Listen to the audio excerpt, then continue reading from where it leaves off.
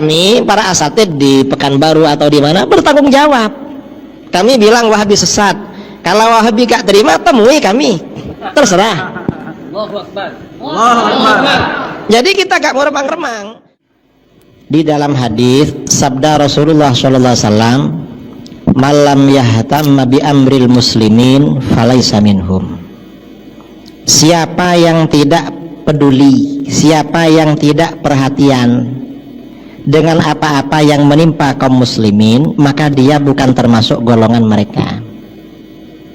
Apa saja kalau membahayakan umat Islam, maka seorang muslim ini harus peduli. Pedulinya bagaimana? Kalau orang ahli ilmu menjelaskan hukum-hukumnya. Kalau enggak, berdosa. Sekarang ini umat Islam tantangan yang dihadapi liberalisme pluralisme yang mengajak orang-orang menjadi kufur, termasuk nama yang saudara sebut, namanya Nurholis Majid. Kalau guru kami menyebut dia Nurholis Macet. Apa macet itu? Ya macet. Karena orang liberal dia yang menikahkan anaknya dengan laki-laki Yahudi di Amerika, dan itu kasah. Gak bisa menjadi panutan. Kami disuruh ikut Nurholis Majid, ya gak mau ikut lah, karena kita gak mengakui hasil ijtihad dia. Dan masalah-masalah kita berbicara tentang kesesatan Wahabi, karena memang banyak orang yang terpengaruh Wahabi, terutama di Riau. Di Indonesia ini Wahabi itu subur, tuh paling subur di Riau. Di bawahnya Riau itu kemudian Padang dan Jambi.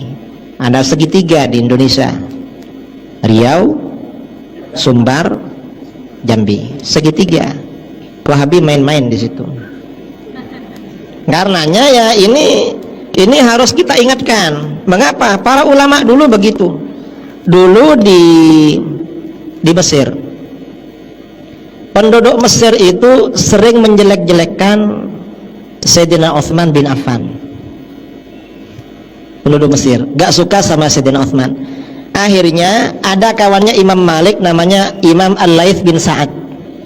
Imam Al-Laits bin Sa'ad ini kemana-mana ceramah tentang hadis-hadis keutamaan Sayyidina Utsman. Akhirnya orang-orang gak ada yang menjelek-jelekan Sayyidina Utsman. Harus seperti itu. Lalu di daerah Syam, ini di Syria, orang-orang menjelek-jelekan Sayyidina Ali. Lalu ada ulama siapa namanya kemana-mana ceramah hadis-hadis keutamaan Sayyidina Ali. Akhirnya orang gak berani. Sekarang ini di mana-mana ada kelompok yang suka menyesatkan, mengkafirkan umat Islam, dan itu gak boleh saudara, dosa besar itu. Lalu kita ingatkan, ini golongan Wahabi, hati-hati, jangan diikuti. Orang itu kalau terpengaruh Wahabi akan durhaka pada orang tua. Orang itu kalau ikut Syiah, ikut HTI, ikut Wahabi akan menjadi anak durhaka. Mengapa durhaka? Orang Wahabi itu akan mensyirikkan, menyesatkan kedua orang tuanya. Ada yang lebih durhaka daripada menyesatkan orang tuanya. Kalau orang tuanya syirik, berarti pernikahannya tidak sah, berarti dia hasil dari perselingkuhan, perzinahan. Na'udzubillah min. Nah kita ingatkan biar gak menjadi anak durhaka. Wahabi ini durhaka pada orang tua. Begitu orang tuanya meninggal, gak ada tahlil, gak ada doa, gak ada kenduri. Itu Wahabi. Padahal itu amalan sunnah saudara. Ini yang kita ingatkan. Jadi kita ini bukan perpecahan, tetapi memang ya di dalam hadis riwayat Imam Muslim, Rasulullah SAW bersabda, innahu may ya'ish ba'di fasayara ikhtilafan katsira. Sesungguhnya siapa yang hidup sepeninggalku, nanti kalau aku meninggal, orang-orang masih hidup akan melihat banyak perbedaan pendapat. Kalau pendapat berbeda-beda, kita ikut yang mana? Fa'alaikum bisunnati wa sunnatil khulafair rasyidin. Maka berpeganglah kalian kepada sunnahku dan sunnah khulafaur rasyidin. Para guru-guru kita, para ulama kita menjelaskan ini sesat, ini yang benar, ini aliran sesat, ini yang benar. Tujuannya agar umat Islam itu tahu jalan mana yang sunnah Rasul dan sunnah khulafaur rasyidin. Itu namanya golongan ahlus sunnah wal jamaah. Itu yang diterangkan. Bukan apa? Kalau dibiarkan orang ya ikut sungguhan. Kalau dibiarkan, kalau nggak dibiarkan, maka orang-orang akan kembali ke dalam ajaran Ahlus Sunnah wal Jamaah. Alhamdulillah, tadi saya ngisi imam-imam masjid sekota Pekanbaru di masjid kantor wali kota, dan mereka menyampaikan, alhamdulillah Kiai, karena ustadz-ustadz ceramah di masjid-masjid, masyarakat ini sudah tahlil lagi, sudah gini lagi, sudah bagus. Artinya kembali kepada ajaran Ahlus Sunnah wal Jamaah. Nanti ya kalau ini selesai, kita gak bicara ini lagi, karena ini problemnya sekarang. Kalau yang saudara sebutkan di Amman Yordania, ada konferensi itu Syiah ya, pengakuan terhadap mazhab Ja'fari termasuk Muslim, itu hanya mengakui Syiah Imamiyah itu Muslim, tapi tetap bukan Ahlus Sunnah wal Jamaah, dan tetap Syiah itu aliran sesat.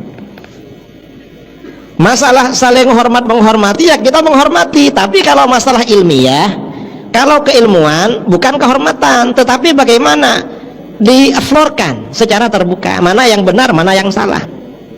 Itu kalau ilmu, karena ilmu itu netral, ilmu itu tidak memihak, salah ya salah, benar ya benar. Jadi jangan salah. Saya sudah baca yang Risalah Amman Yordania, sudah lama baca itu, tahun berapa dulu yang baca, sampai berdebat dengan Syiah masalah itu di Tanjung Balai Karimun tahun 2014, lalu di IAIN Jember tahun 2015. Saya sudah ketemu langsung dengan orang Syiah masalah itu. Ya, Syiah memang Muslim, tapi walaupun Muslim termasuk pengikut aliran sesat dan menyesatkan. Kita harus terus terang, sesat ya sesat, nggak boleh remang-remang, karena ilmu remang-remang nggak boleh namanya. Kalau remang-remang bukan ilmu namanya. Jadi yang sesat sesat, yang benar ya benar. Dan kami para asatid di Pekanbaru atau di mana bertanggung jawab. Kami bilang Wahabi sesat, kalau Wahabi gak terima, temui kami, terserah. Allahu Akbar. Allahu Akbar. Jadi kita gak mau remang-remang, atau mereka bikin di tempatnya, undang kami ke tempatnya, siap datang, gak berani. Nah, itu namanya remang-remang saudara. Saya kira itu ya, wallahu a'lam.